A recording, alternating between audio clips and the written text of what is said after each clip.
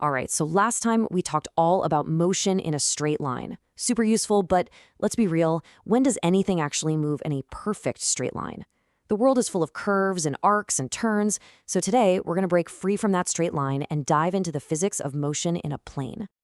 I mean, just think about it for a second. A baseball soaring through the air, a car navigating a turn, a planet circling the sun. These are the kinds of movements that really shape our world, and you'll notice they pretty much never happen in a perfectly straight line. And that brings up a really big question, right? If you can't just use simple plus and minus signs anymore to describe all the different directions something can go, what do? We need a whole new language, a new kind of tool, to really get a handle on the beautiful complexity of motion in 2 dimensions. And that tool, well, that's what we're here to talk about. We are going to dig into one of the most fundamental ideas in all of physics, the vector. It is literally the language we use to describe our world in motion. Okay, so first things first, let's build a solid foundation. What in the world is a vector? Well, it all kicks off with a really simple but crucial distinction. So in physics, we kind of sort all our quantities into 2 big buckets. In one bucket, you have scalars. Think of these as just simple numbers. They tell you how much of something there is. 3 kilograms, 25 degrees. Easy.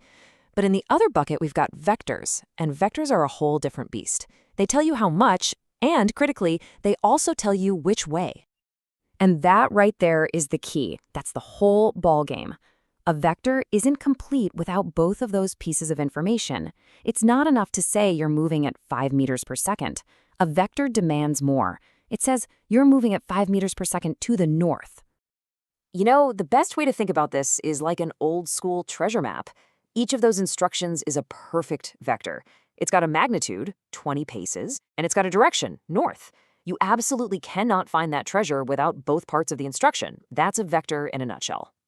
So we get what vectors are. Awesome. But how do we actually use them? How do we take all those treasure map instructions and figure out where we end up? It's time to build our toolbox.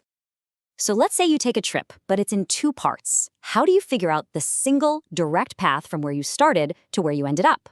Well, you've got to add the vectors together. And lucky for us, there's a really simple visual way to do this. Okay, so here's how we can picture the problem. We've got 2 different vectors. Let's call them A and B. Each one represents a different leg of a journey. And you can see each one has its own length, its magnitude, and it's pointing in its own unique direction. Now this is the secret sauce. It's called the head-to-tail method. All you do is imagine finishing the first part of your trip, vector A, and then, right from that spot, you immediately start the second part of the trip, vector B. And there it is, the answer. The sum of those 2 vectors, which we call the resultant, is basically the shortcut. It's the as the crow flies path, directly from your original starting point all the way to your final destination, completely ignoring the scenic route you took to get there. Now, drawing arrows is fantastic for getting a feel for things, but when we need to do some serious calculations, we need something with a bit more horsepower. And that's where the idea of breaking vectors down comes in. So instead of looking at a diagonal vector as just one tricky thing, we can be clever about it. We can see it as the sum of 2 much simpler things, a part that goes purely sideways, that's the x component, and a part that goes purely up and down, the y component. So why on earth would we do this? What's the big deal?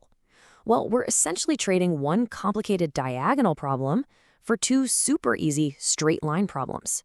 And trust me, that makes the math way, way easier. This little trick is the key to solving some of the most classic problems in all of physics, as you're about to see. Okay, toolbox is packed. Let's put it to work. We're going to tackle our first real-world challenge, the motion of a projectile. We've all seen this, right? That perfect, beautiful arc. It looks pretty complicated, the smooth curve through space. But with our new vector tools, we're going to pull back the curtain and see the elegant simplicity hiding underneath. And here's the secret, a stroke of genius from Galileo, actually. He realized that this complex arc is really just 2 completely independent motions that just happen to be going on at the very same time. This is vector components in action. So check out this breakdown. Horizontally, the object is just coasting. It's moving along at a perfectly steady speed, like there's nothing else going on. But vertically, oh, that's a whole different story. It's in a constant battle with gravity, right? It slows down as it goes up, and then it speeds up as it comes back down. By splitting the problem like this, we can analyze these two simple pieces separately and then put them back together to understand the whole journey. And you know what's really cool? When you do all that math, you find something amazing. If you want to throw something as far as you possibly can, assuming there's no air resistance, the absolute best angle to launch it at is exactly 45 degrees. Physics tells you how to win. Now, let's take our vector skills and apply them to another classic situation. But this one. This one comes with a famous physics paradox: uniform circular motion. Okay, get ready for a little brain bender. Picture a satellite in a perfect circular orbit, moving at a totally constant speed. Your gut, your intuition, probably screams, hey, constant speed means zero acceleration. But what if I told you that your intuition is completely wrong? How is that even possible? Here it is. Here's the solution to the puzzle. Remember, velocity is a vector.